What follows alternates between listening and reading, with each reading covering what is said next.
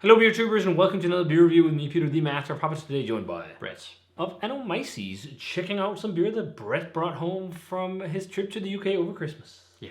To England, to Liverpool. Yeah. Liverpool. And Manchester. And Manchester. Yeah.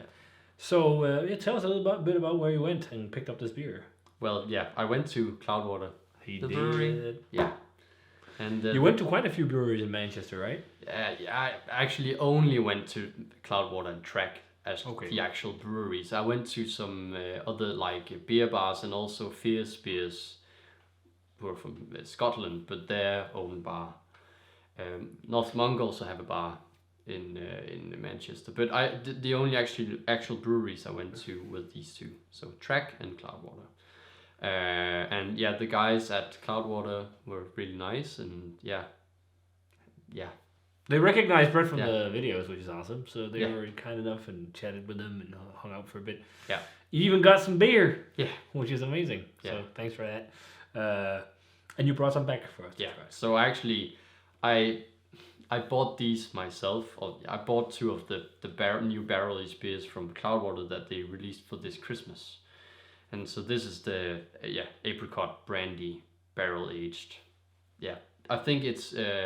I don't remember what the name of the beer is. The Edge of All We Know. Yes, but the base beer's name, it's the one with they make with bitter chocolate. It's like a base stout with bitter chocolate, and it has a name, but I can't remember it right now. Oh, okay. And you also said you got a small pamphlet about it, which you forgot. Yeah. But that's okay. We got some info here on the bottle, anyways. But it's a decadent Imperial stout base that's been aged in Turkish Apricot Brandy barrels. Yeah. That's really unique. That's not something you come across like ever. That's also why I decided to bring this one back specifically, because I thought it would be cool for the channel, and also for you just for us to try something new. So it says it's lightly infused with coffee beans, cacao nibs, vanilla, and tonka beans, and best paired with holding strong thoughts lightly. Made with time and love at Cloudwater. So apparently, Brett told me 10.9% that this was aged how many months? They don't specifically say with each beer, but generally they, from what I could understand at Brewery, they barrel aged them for less than a year or around a year. They have one release from this Christmas that is a big blend of all kinds of stouts that have been aged for also several years. But according to the guys, that wasn't as good as these, so I picked up these instead. Okay. Yeah. Yeah, and they don't age as long because they want just like that fresh spirit flavor and not maybe so much the depth and oxidized flavor you get from extended barrel aging, as a lot of brewers do in the States. They more want to use the barrels as an ingredient, as they say, rather than the like a big prominent thing in the beer. So yeah, but I mean, pouring it out, it looked very, very promising. Yep. So looked rich and black and dark, and I will say, compared to a lot of the pastry, like for me, a lot of the things I think of when I think stouts in the UK, I think pastry stouts that are more about sweet pastry, less about stout. Yeah. This looks like a beer that's more about stout. This head is just super luxurious. Yeah, it looks fantastic. It's really nice and luxuriously brown. It's really rich and dark. I can smell like a fruity spirit vibe from here, actually. Yeah. So yeah, it looks like it's going towards something along like these more beefy stouts that are like big rich stouts. Yeah. And not just crazy sweet, because again, it's not all UK pastry stout, but I think in general in Europe there's a trend for making pastry stout that is really sweet and maybe not as stouty. It's more desserty, and that's okay. I just prefer, like, if we're talking pastry or adjunct stout, as I've started to call them, I prefer the interpretation where you use loads of the fresh real ingredient and then a really rich stout base that can stand up to it, and then maybe do it as moxa, where they look at the end result. Do you want to make a vanilla beer? Then they decide a recipe that will later on most likely fit with vanilla, for example. Yeah. So that approach is kind of like what I like when it's with adjuncts. But this sounds really cool too, again, because they say lightly, so it's not going to be like probably a crazy exploding crazy adjunct pastry. So yeah, just the look alone is really promising. Yeah. Let's check out the aroma. Yeah. Ooh, yeah, the Apricot Brandy. Yeah. Immediately. Yeah. It's almost like perfumey. Yeah. Perfumed, dried apricot. Yeah. And also then loads of tonka. chocolate. I'm also totally getting the tonka. Yeah, I see that. But I think I have a soft spot for tonka beans, because I must say, I've had a few incidents where I don't like it, and that's been in non-beer form. That's been cooking with it. I at one point had a rub, barbecue rub. It was more like a salt and pepper mix, kind of like what you use with the briskets. Yeah. With tonka bean, and I used it a couple of times, and I think it completely ruined the meat. Okay. Because the tonka was so strong, it just made the beer taste weirdly perfumey. Yeah, yeah. And so I had a little bit of an experience with that, but in small doses, I'm getting like cinnamony, chocolatey, dried dark fruity vibes, and it really suits this because it's not like over the top. Yeah, I'm It also smells really good. I'm also definitely licorice. Yeah, I'm also definitely picking up vanilla. Bit of leather. But it's a really cool spirit character. Again, it's that like fruity, perfumey, dried stone fruit, apricot. Yeah. It's quite unique. Yeah. And also definitely, as you said, there's a good amount of chocolate in there as well. There is. Dark chocolate. I'm thinking of, when I was at the brewery, I talked to them about the Tom's, Orangeknæs. Oh yeah, I see that. Remind me of that. So that's a Danish chocolate with like orange. Yeah. Kind of like Terry's chocolate orange they have in the UK. Yeah. It's like that just with dark chocolate. Yeah. It smells pretty good. Maybe a touch of, I think it's just straight spirit. There is like a slight sting in. Yeah, there's just like a bit of warming barrel, but it's also I think it's bottled 1.5 months ago. 1.5 months ago. So. It smells really cool. Yep. Let's try it. Cheers. Cheers. Thanks for sharing, man. That's really tasty. Crazy drinkable. Yeah. Loads of chocolate. Really crushable. That's one of the best stouts I've had from the UK in a long time. Yeah. Oh yeah. That's Super really creamy, velvety. Yeah. It's very modern stout. But it's not like a crazy sweet base, which is fucking godsend. Yeah. Like, it is sweet, but it's like, it suits the beer. It's not like these cloying, crazy lactose heavy stouts. Even though I think there's lactose in this, it said lactose here on the side. No, it's a vegan.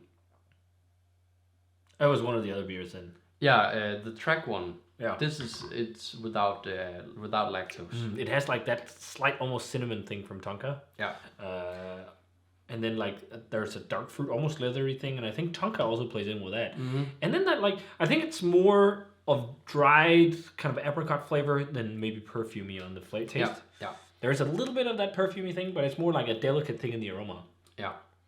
I'm getting lots of slightly fudgy, but also dark, like 70% chocolate.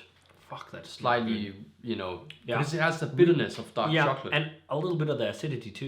Yeah, exactly. And with but it could also be a bit of coffee, but it's probably also a bit of the barrel. And there's almost vibes too of like some kind of oriental dessert. Yeah. Like if you've ever been to Turkey, they do these very perfumey, with rose water and all kinds of weird things.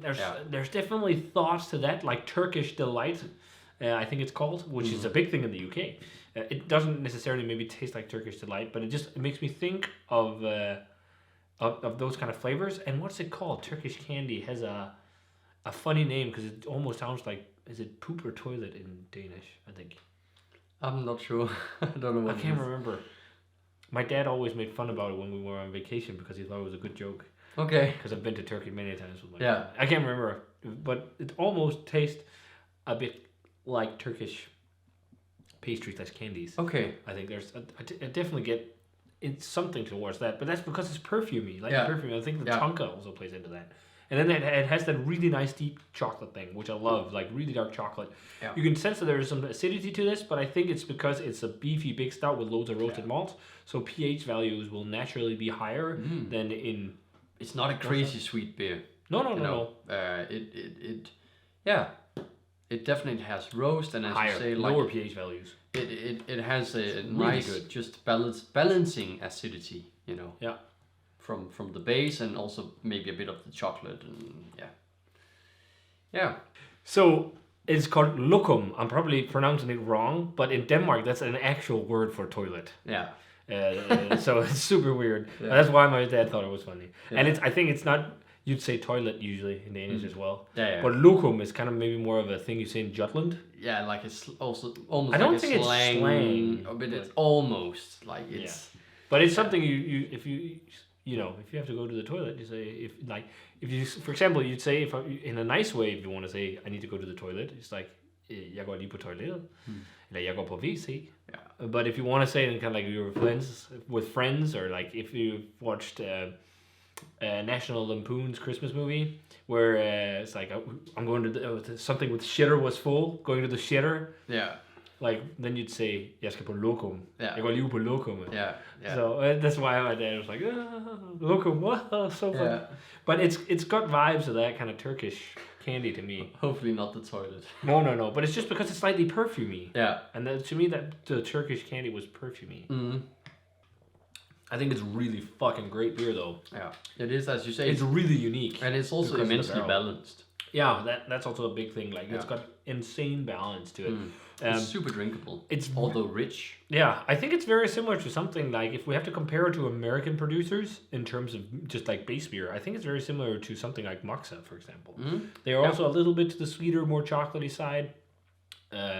But it doesn't have as much barrel character as their stouts, or you know, it's a more light character, but it suits this kind of beer. It's really. This could go very, you know, perfumey if I'd it imagine was barrel aged for really long. But it's a fucking cool, like, this is the kind of innovation I think is awesome in terms of barrel aged beer and pushing boundaries and doing new things. It doesn't have to be using fucking 1 million liters of lactose, so the beer is so lots of extract and so much cinnamon and gingerbread cookie extract or whatever people put in to make a crazy pastry stout. Yeah. I think this is cooler, and this is more about elegance and balance, and like it's loads of flavor, cool flavors. Yeah, but it's just so much more elegant and nice to drink. It's not just a sweet mess, which is, I really applaud Cloudwater for going that route with these kind of beers. Yeah. This really just put Cloudwater back on my list of like, I want to try more of their stuff because it really, really piqued my interest. Yeah. But yeah, again, like, it's more underplayed adjunct, but I think that pairs so well with the choice of barrel too. It's not a pastry stout. This is an adjunct stout. Yeah. What I'm trying to say, I guess, which is what I prefer. So I absolutely. Well, I'll call this early world class. I'm gonna go give this a 95. Yeah. It's fucking great, and it's so unique. Like, yeah, it's just a cool breath of fresh air to a world of barrel aging, where bourbon is the most used barrel, but it's also the safest barrel. Absolutely. To use.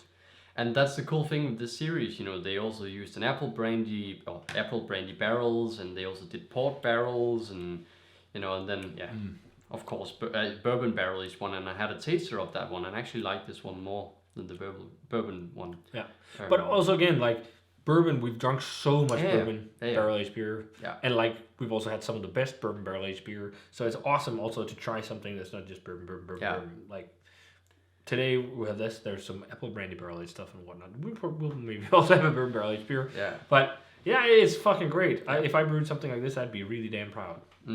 Yeah, and you should be. Yeah. But I'd agree with the 95. For some reason, when I had it at the brewery, I thought it was a bit sweeter, and I thought it lacked maybe a bit of just roast or a bit of bitterness. There is definitely some roast in bitterness. But for some reason, I think it at least from the bottle here, and maybe it's the temperature of the glass, whatever, it feels a bit more balanced than when I had it on draft. So yeah, 95. UK powerhouse, guys. Yeah. Okay, keep your eyes peeled on Cloudwater. Yeah. That was amazing. So, yeah, if you guys had a chance to try the Edge of All We Know, an Imperial Stout with coffee, cacao, vanilla, and tonka beans aged in apricot brandy barrels, let us know what you thought of it. This is a must check out, I think, if you want to try a quite original barrel aged beer that is really damn good. Yeah. Also check out the apple brandy version. That's also really nice. It has like an apple crumble vibe to it. But is it the same adjunct? Yeah, and the same base, just with apple brandy. Nice. We'll check it out. Yeah. So if you guys were lucky enough to try this already, maybe some of you guys in the UK were, let us know what you thought of it. As always, remember to comment, subscribe, check out the Facebook fan page and Twitter and Instagram. Give this video a thumbs up if you enjoyed it. Ring the bell for future notifications about videos. And we're going to say cheers. Yeah. Cheers. And see you guys in another video.